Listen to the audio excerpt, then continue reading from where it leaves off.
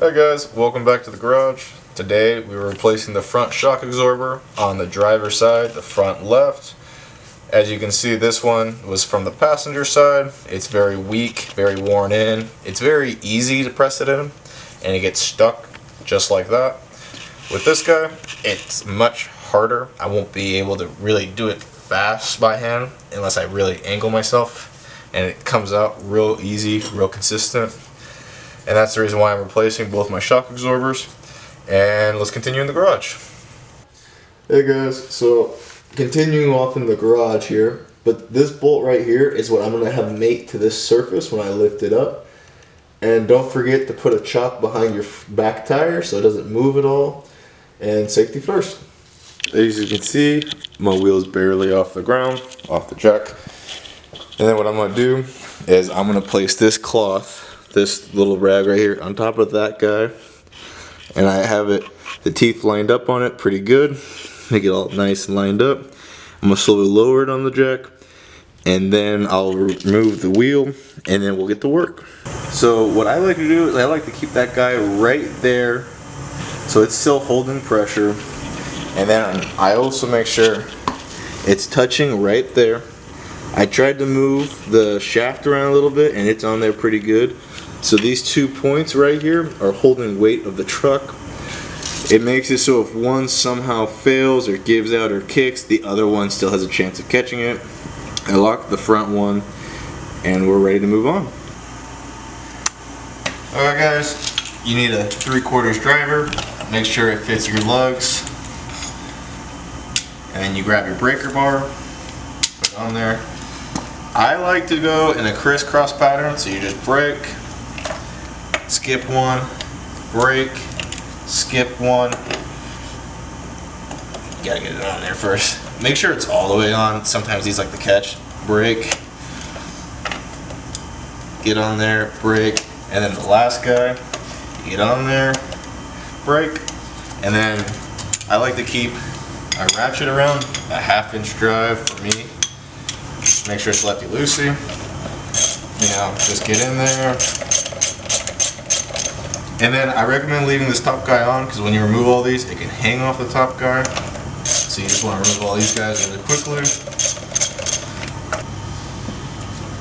You just want to grab these guys. Don't lose these guys. As I lose one almost in the abyss. This guy, take it off last and leave a little extra threads on it so it's easy to take off. And it should just slide right off. No problemo. This is a safety tip that doesn't really work for my truck because it's so high off the ground. But turn it sideways and then put it underneath the truck. But since my jack is right there, I can't put it deep into the truck because I don't want to hit that jack. But just put it in there, and then so if it falls, it doesn't land on it, potentially you. So today, we got a 9/16, and you just want to fit it right on top of that guy. You can use a wrench out here, but there's very little clearance, and I don't think you want to remove that. And then there's also very little clearance up here. You might be able to push it up and fit a wrench in there, but fitting a torque wrench in there would be extreme pain. So if you look at this device I made right here, it's just a bunch of extensions connected to each other, and then I used a step down at the very bottom right here. And you want the smaller pieces on the bottom so you have more bend, because when we go up top and look through the engine bay, you'll see it's not straight down right on that bolt.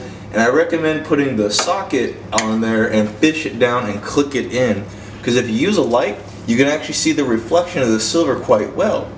But if you're up top and you're just trying to feed the socket on there, it's really hard to see it because everything kind of blends in with each other. So I'll see you guys on top. As you can see, it's really hard to see, but directly below my brake master cylinder, that's where the socket is, and that's why you need to add all these extensions and bends. Be very mindful of the wires, and you just want to aim it down there and click it on just like that, and then you can just let it sit here and rest for a little bit. Thing I forgot to mention, you want to pull this plastic over the socket and let it rest on the socket. If it seems it keeps flopping over, try to find a longer socket. And then what you want to do for my guy, it's a 5/8 and it fits right on there, because this guy likes to spin on me. If yours is newer or better, it will be more flush with the rubber guy, and it should be able to do it by just the top guy, but mine's so old and worn in. And knowing Ford Rangers, yours is probably old and worn in, so you want to put this guy here, put it all the way to the side. Actually, I've don't remember the lefty loosey. So you'll figure it out once you start turning it.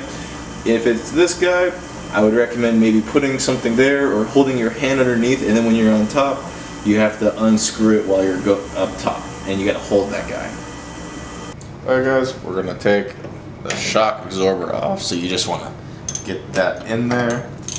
And this guy down here is gonna start turning on me, so what you need to do is I like to rest it right here on that guy, and then you just come up here and you just slowly, yep, it just broke the torque right there, so now you just keep twisting off. And I recommend holding this so you don't pump this guy too much and so that it doesn't tap too hard on the bottom.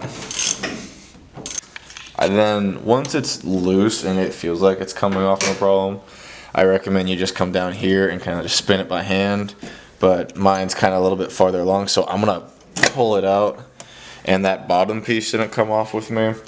But then what I'm gonna do is I'm gonna go underneath and I'm just gonna undo it by hand because it's so loose. Now that we have this top nut loose, be careful when you undo this guy actually, because off camera I actually knocked it off to the side and it got stuck somewhere, and then there's some top hardware right here.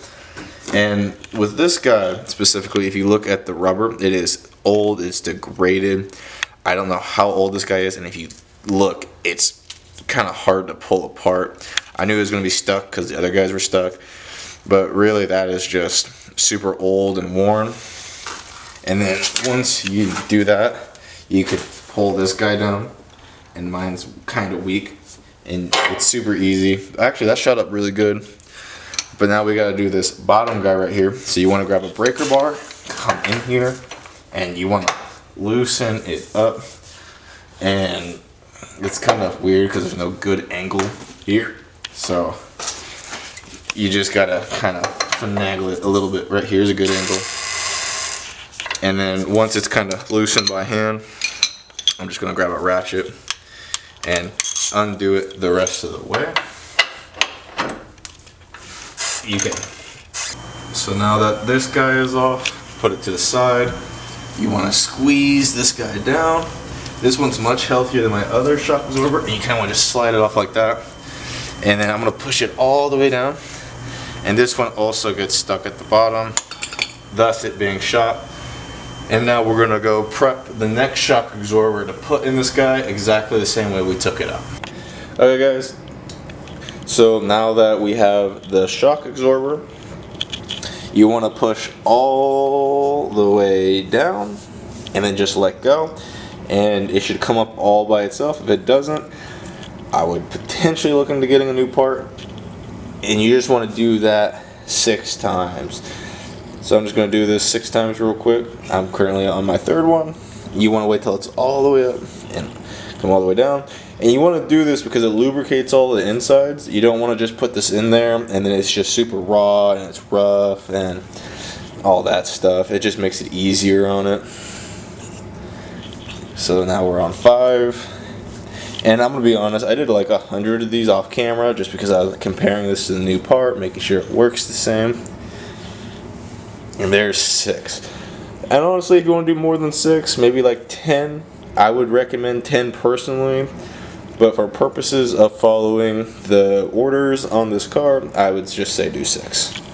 Alright guys, I'll show you how to install this guy. First you gotta remove this hardware up top. And you just want to place that down to the side somewhere easily accessible. Like so. And then some recommendations. As you can see, it's too tall. You squeeze it down and you gotta aim for this hole and it should shoot up into it. But what you can do is you can jack it up higher in the front and then let this hang more so you don't have to push down as much. But I'm just gonna get it on there pretty good. You don't want to do too little because it's really hard on it, and then you just let it slide back up in there nice and slow, and you kind of just want to tap that guy in there a little bit. And then I recommend you put this nut on right so, and this is a 3/4, so put it on righty-tighty.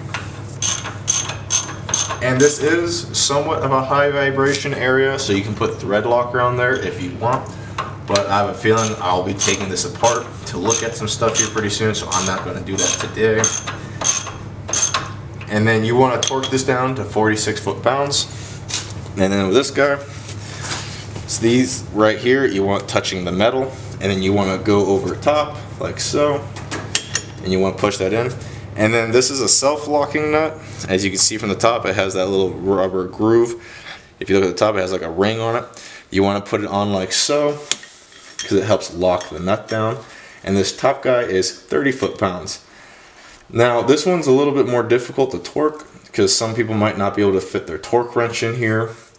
But a good rule of thumb, see how the rubber right here is not being in the corners of this little spacer guy right here? If you flatten out this rubber and it starts touching the edge, that means it is perfect, it is done. Because the 30 foot-pounds practically gets it right there. That's how it was on the other side. And remember, this bottom guy is 46 foot-pounds. This is 30 foot-pounds. As you can see, my torque wrench is set to 46 pounds. I put a little extension on there so I could get a little bit more room. So I can get on there, and then you just want to lift up. And that constant little beep at the end is the "you made it" mark.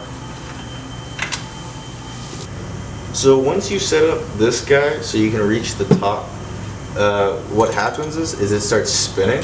So what I do is I just simply hold it. And it might be a little difficult to do your torque like so. The torque wrench is a little bit longer. And I'm going to wait, because you can see the rubber starting to expand. I'm going to wait till I get a little closer to the edges, and then I'm going to finalize my torque at the end. As you can see, this little rubber guy right here, completely flat. It used to be like this fat, now it's like that fat. And so I wish I could have recorded me torquing it, but I realized it was too hard for me to reach above the car and spin the torque wrench while also holding this, because this started spinning on me. Maybe something for you guys is if you clean this, maybe if you wet it, it might have better grip. I don't know if I'd recommend you wetting it though, depending on what you use, because it might actually make it worse. But yeah, I had my helper up top while I was holding this with both my hands, and I will say it took a lot longer than I thought it would. It wasn't difficult, because if you got rubber gloves and you grab this, it won't slide around, but it will slide around really bad on your hands. And so if you're getting stuck here, just know you might need to get a little helper of yours to do the top while you do the bottom.